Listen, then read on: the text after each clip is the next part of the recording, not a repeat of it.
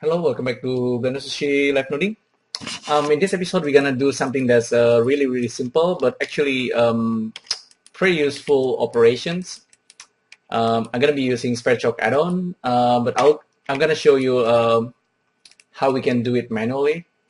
It's basically poke operations. Okay, if you have these objects and then we're selecting all the faces, tap spacebar, we can actually poke faces.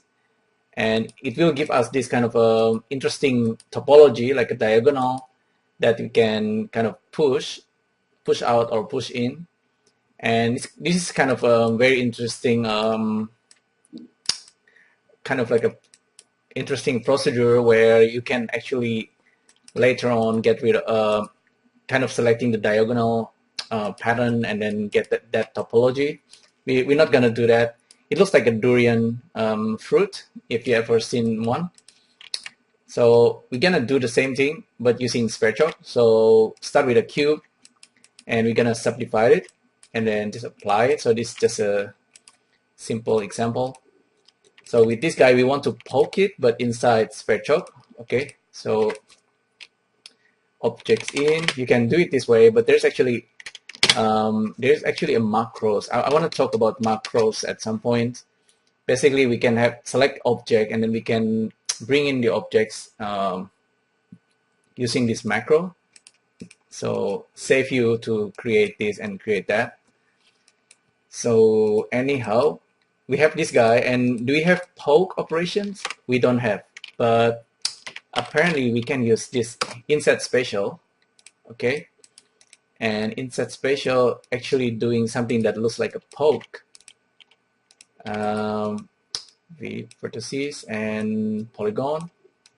This already looking like a poke, and we have a few option here. We can do the inset, of course, and then we can push it out or push it in. We have the original object here. We can simply push it there, put it there. So again, distance controls how you want to push it out or push it in. It's almost like a poke.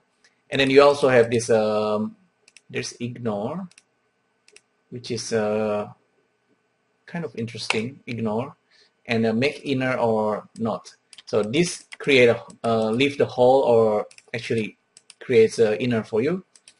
And you can bake it out, and this looks like actually a little bit better poke because it has the more details. So that's kind of nice. So that's one way to do it. But if you want like a normal poke, you can also simply just use remove double. So remove double, oops, cannot type. Remove doubles, vertices and polygon edges, vertices and polygon, pipe it in, and you can see, yeah. Let's make it like a really tiny inset and then very tiny distance. So killing all this doubles. So inset it like 0.01, and then this can be like 0.02, and we get a poke operation basically. At some point, I want to kind of try to make this diagonal thing. I don't know what it's called, but there's this little trick that where you can select these edges, and then you go to this tab and this panel, and then you can, oh, actually it's here. Select similar by face angles. Doesn't quite work here because maybe my poke was a bit funny. I shouldn't, but basically it enables you to select just the diagonal edges, and then you can delete the one that's kind of in the UV directions. And I'm gonna talk about that maybe later in this different live noding, but this is pretty much it. This is for how you can get a poke operations inside Spreadshock, just this guy and this guy, inset and remove double. So yeah, hopefully this one is useful for you. Let me know what you think, and I'll see you in the next video. Thank you. Bye.